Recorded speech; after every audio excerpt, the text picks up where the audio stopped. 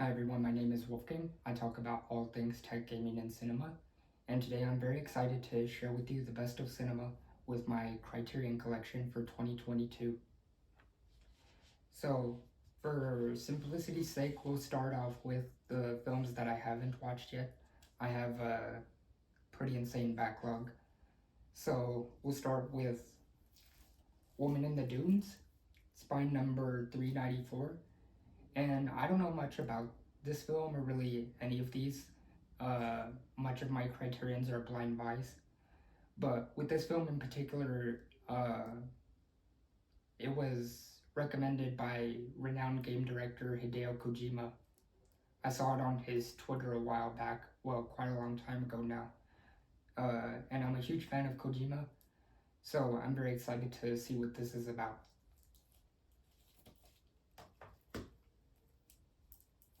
Next up is King of Jazz, spine number 915. I like the cover and the title, so I picked it up. That's how it is with most Criterion blind buys. You look at the cover, and if it strikes your interest, then you pick it up. Next up is The Great Escape, spine number 1027, with Steve McQueen. I'm a big fan of Steve McQueen's Bullet. I hope that someday soon it gets a chance to be a part of the collection. But I have yet to see this one, so I'm excited to see what he brings to this performance.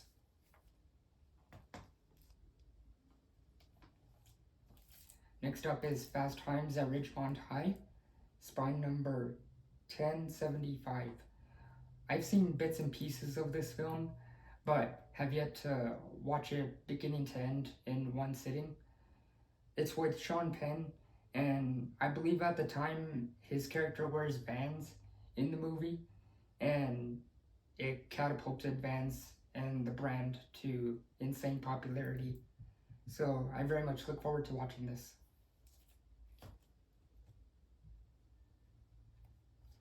Next up is Days of Heaven, spine number 409. This is a Terrence Malick film. I haven't seen any of Terrence Malick's films, so I can't say much about this, but I've heard nothing but great things about him, so I look forward to watching this someday soon. Next up is The Fisher King. This is spine number 764. And this is with Robin Williams and Jeff Bridges.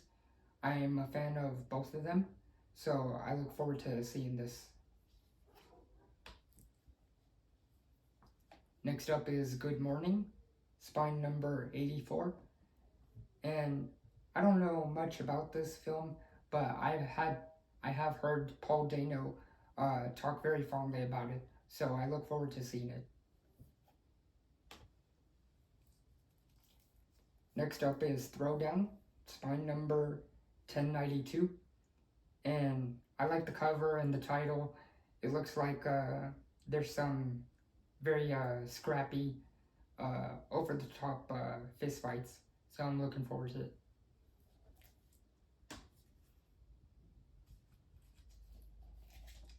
Next up is Shaft, spine number 1130. I have seen a different adaptation of Shaft, but this is the original and I have yet to see this, so I'm very much looking forward to it. Next up is The New World, spine number 826, and this is another Terrence Malick film, and this package includes 3 different cuts, and I'll have to do some research to see which people consider is the definitive cut and watch that when I get to it.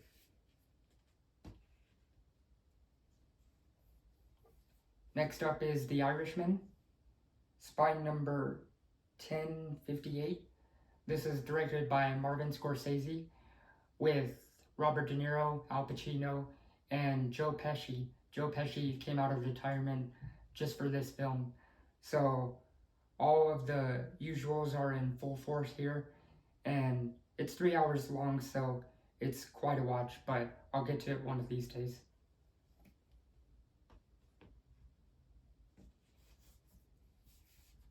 Next up is The Elephant Man, spine number 1051. This is David Lynch's sophomore film, and I believe it's inspired by a true story. It's about this man with a disfigured face, and this doctor tries to help him. So I'm a huge fan of David Lynch, so I'm excited to see what he does with this. Next up is Marriage Story, spine number 1038. And I know that Adam Driver and Scarlett Johansson were both nominated for Oscars in this film. And I have seen a clip, a highlight of Adam Driver's performance, and it's pretty over the top. So I very much look forward to seeing his full performance. Next, we will move on to all the films within my collection that I have seen.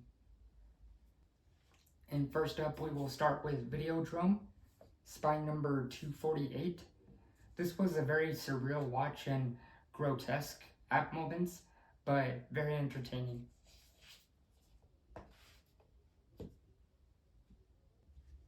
Next up is Rolling Thunder Review, spine number 1062. And this originally premiered on Netflix. It follows Bob Dylan and his crew on the Rolling Thunder tour back in the 70s.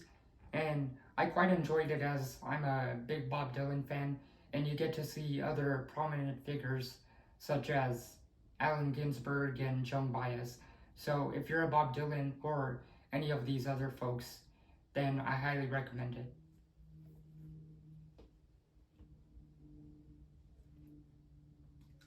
Next up is Twin Peaks Fire Walk With Me, spine number 898. And this is based on David Lynch's series, Twin Peaks.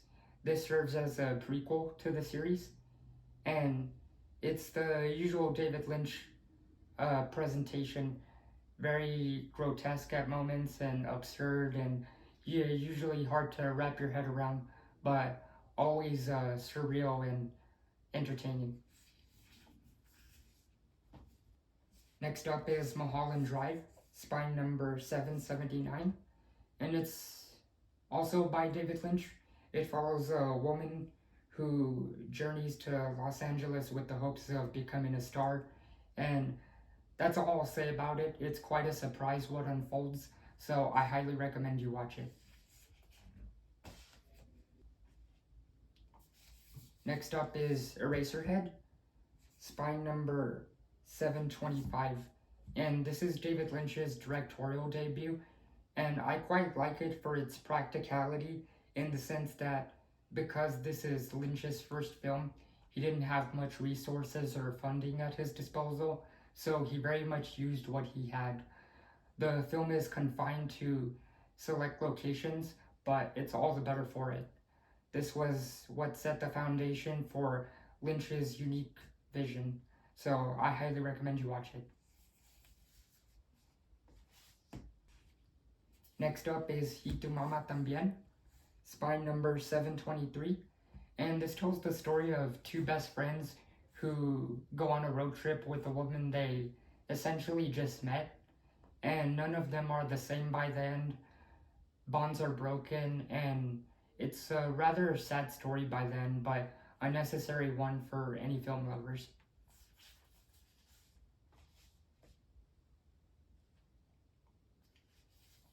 Next up is another Bob Dylan documentary, Don't Look Back, spine number 786. And this is further back in his career in the 60s, I believe. So it's all presented in black and white. And it has some slice of life, behind the scenes content, both on stage and off. So I highly recommend it if you're a fan of Bob Dylan. Next up is Blood Simple, spine number 834. This is a Coen Brothers film, the first of theirs that I've seen. I very much enjoyed it. It has unique shots and camera angles, and the final shot in particular I quite liked. It's cinema at its peak, so I highly recommend it.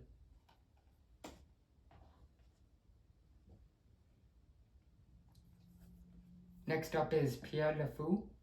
Well, I think that's how you pronounce it. Forgive me if I butchered it. This is spine number 421, and I very much like this film for its unique structure and the way they told the story, as well as its use of both red and blue. So I recommend it.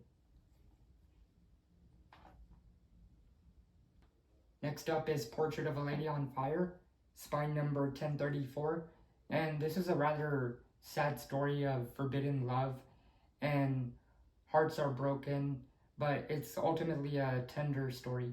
So I recommend you watch if you're into any of that kind of stuff.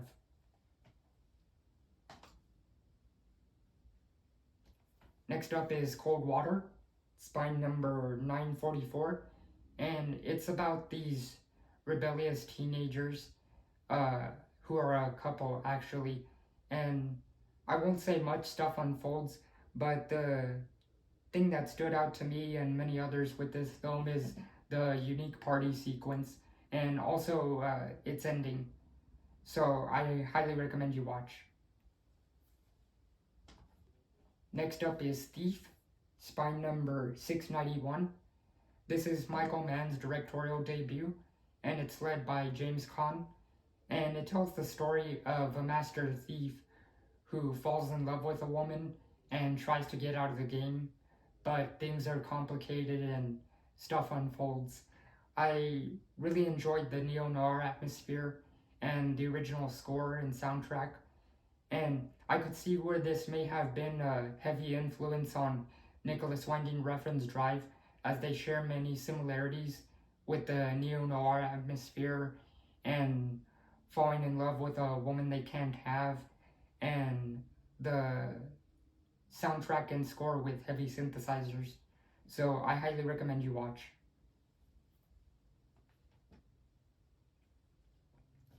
Next up is The Squid and the Whale, spine number 845, and it tells a simple story about two brothers who are dealing with their parents' divorce in their own unique ways, as well as a bit of the parents' perspective.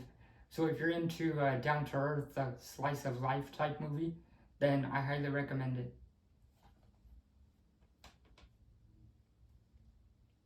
Next up is Fish Tank, spine number 553. This is with Michael Fassbender. It tells the story of a teenage girl who is trying to find her voice and express herself through breakdancing or hip-hop dancing. And stuff unfolds that changes the trajectory of her life. And Michael Fassbender plays her mother's boyfriend. So if you're a fan of Michael Fassbender, definitely give this film a try.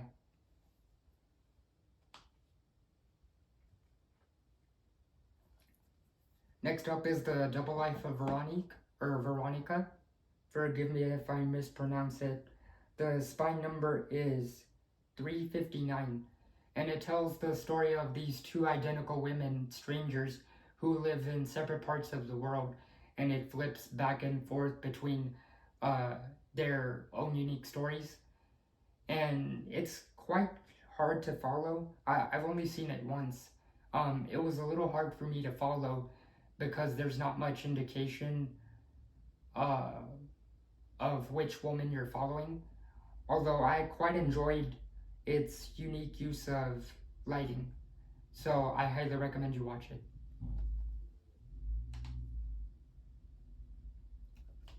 Next up is Local Hero, spine number 994, and I quite enjoyed this film for its setting. It takes place in seaside Scotland, in a village, and this American businessman is sent to try and buy out the land to develop an oil refinery. So it's a very down-to-earth film. I highly recommend you watch. Next up is Paris, Texas, spine number 501. This tells the story of a man who lost his memory and after 4 years returns home. And as he begins to remember things, he tries to reconnect with his son and find his long-lost lover. and it's a very tender and bittersweet film by the end, so I highly recommend it. Next up is Bottle Rocket, Spy number 450, and this is Wes Anderson's directorial debut. It's led by brothers Owen Wilson and Luke Wilson. The three of them are very much a trio, best friends. Owen Wilson and Wes Anderson went to school together, university, and this film began its life as a short film.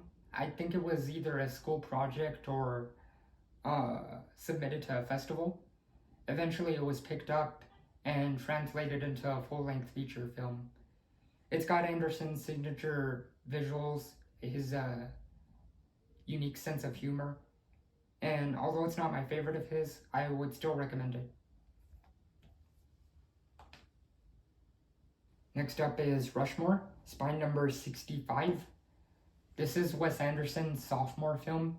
It tells the story of a high schooler, Max Fisher, who falls for a teacher, Rosemary Cross. And when he finds out an older man, Herman Bloom, also has feelings for the teacher, they battle it out through various shenanigans in a fight for her affection. It's rather funny and very witty, so I highly recommend it. Next up is The Life Aquatic with Steve Zissou, Spy number 300. This is also directed by Wes Anderson, and it's led by Bill Murray, who plays Steve Zissou. He's an oceanographer who assembles a team to hunt down this legendary shark. It's very funny and has Wes Anderson's signature visuals and sense of humor. So if you're a fan of his, I recommend it.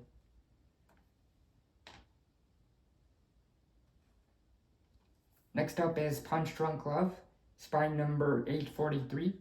This is directed by Paul Thomas Anderson and is led by Adam Sandler. I won't say anything about the film other than this is Adam Sandler like you've never seen him before.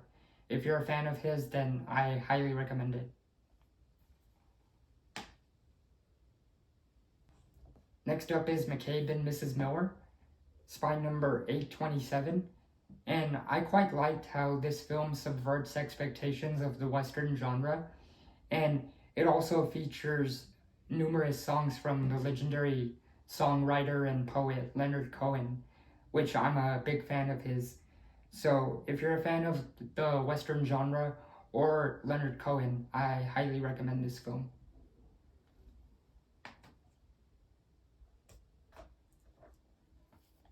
Next up is The Piano Teacher, Spy number 894, and this tells the story of a piano teacher who begins a relationship with a student in order to let out her frustrations, but it quickly spirals out of control as she loses control as the dominant force.